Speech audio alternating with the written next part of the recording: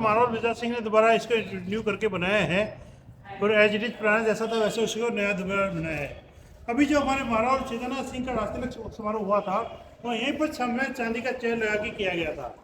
यहाँ सामने चांदी का चेयर लगा के प्रेजेंट राजा महाराज चेतन सिंह का राष्ट्रीय समारोह किया गया था।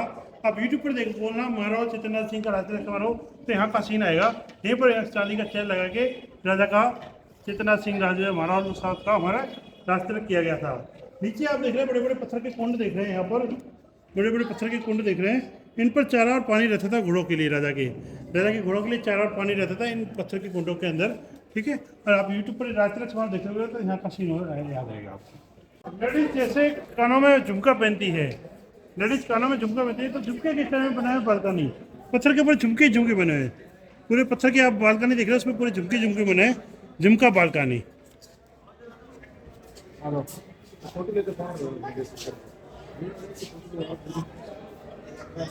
शस्त्रालय है, आर्मी का रूम शस्त्रालय।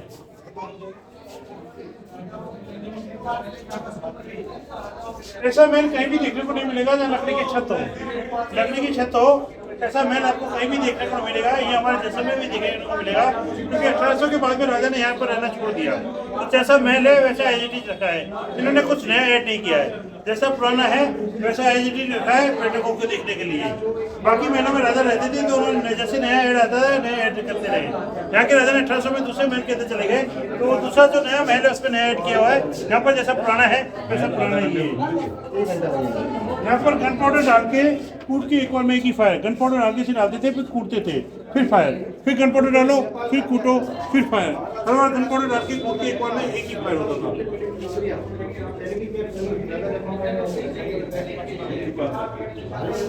फेंक के मारने वाला भाला, फेंक के मारने वाला भाला। खुपरी, खुपरी नेपाली हथियार है। यहाँ की हमारे राजा साहब की शादी नेपाल में हुई तो नेपाल में दहेज में गिफ्ट आए थे। नेपाल के राजा ने दहेज में गिफ्ट की दी थी खुपरी। खुपरी है दहेज में गिफ्ट आई।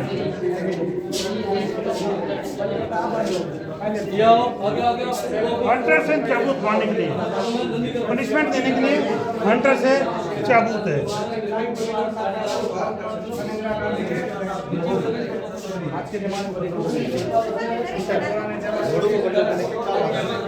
तलवार, तलवार से लकड़ी की छड़ी है गुप्ती, ऊपर से दिखने में लकड़ी अंदर से ऐसे लोहे की छड़ जिसे बोलते हैं गुप्ती बोला जाता है, गुप्त हथियार।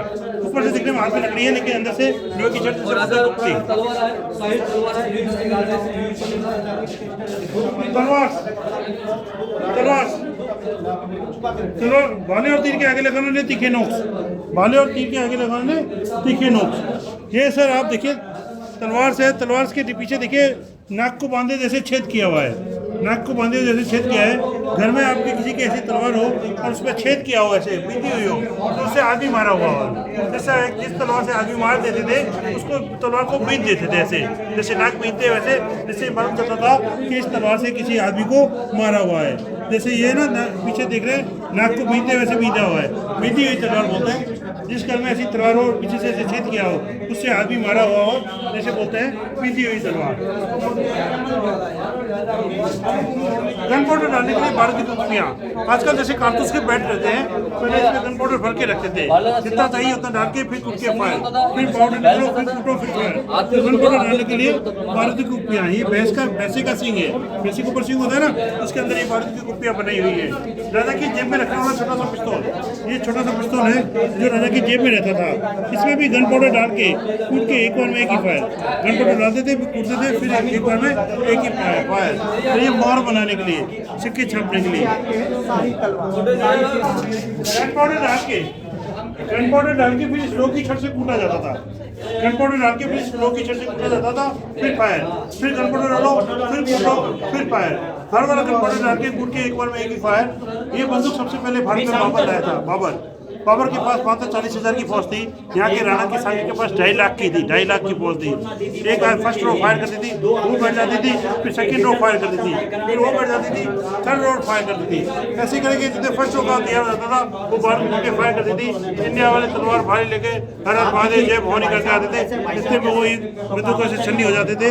तो बाबर ने की 40,000 की फौज ने 2.5 लाख की राणा सांगा की राजपूतों के वीर सैनिक को हरा दिया था, क्योंकि उनके पास टेक्नोलॉजी की कमी थी। इंडिया के पास टेक्नोलॉजी की कमी थी।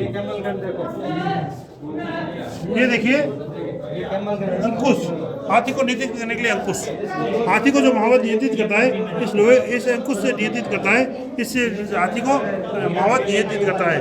ये बंदूक के आगे लगता है संगीन, बंदूक के आगे लगता है संगीन, ये भाले के पीछे लगता है। चलाने के लिए तीर कमान है, धनुष बाण, धनुष बाण है।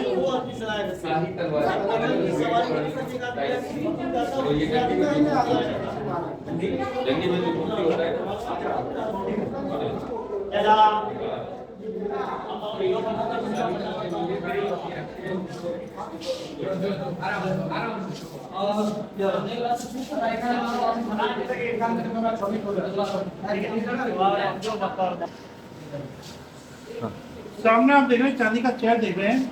ये 250 केजी चांदी के ऊपर चेयर बनाया गया है। इस पर बैठा के राजा का राज तिलक किया जाता है। इस चेयर पर बैठा के राजा का राज तिलक किया जाता है। प्रेजेंट राजा का भी इसी चेयर पर बैठा के राज तिलक किया गया था। ऊपर जो श्री कृष्ण भगवान के ऊपर छत्र लगता है वही प्रेजेंट डिजाइन इसके ऊपर छत्र लगता है। यहाँ का राजा श्री कृष्ण की जनरेशन है। जो श्री कृष्ण भगवान के ऊपर लगता है छत्र वही प्रेजेंट डिजाइन के ऊपर लगता है, जिसे बोलते हैं मेगाडंबर छत्र। मेगाडंबर छत्र आज भी राजा की दशहरा और दंगल फेस्टिवल पर साई साई निकलती है तो लेडीज मसाज लेके चलती है, हवा करने वाले हवा करते हैं, साई सिंबल साथ में चलते हैं। एक आदमी सोने का राजदंड लेके चलता है। तो सामने देखिए सोने का राजदंड। अभी संसद में विवाद चला था सिंगौल, जिसके पास सत्ता रहती है उसी के पास सोने का राजदंड रहता है, तो वो सोने का राजदंड है। राजा के चेयर पर राजा ही बैठ सकता है, राजा का भाई अंकल बेटा नहीं बैठ सकता। ये सिंहासन कभी खाली नहीं होता, ये सिंहासन कभी खाली नहीं रहता। या तो राजा बैठेगा, राजा नहीं बैठेगा तो राजा की तलवार रहेगी, राजा नहीं बैठेगा तो राजा की तलवार रहेगी। दीवाने खास है, खास आदमी से मुलाकात के लिए राजा अंदर बैठ जाते हैं, खास आदमी सामने की चांदी की चेयर पर। श्री कृष्ण की जनरेशन राजा भगवान श्री कृष्ण से 150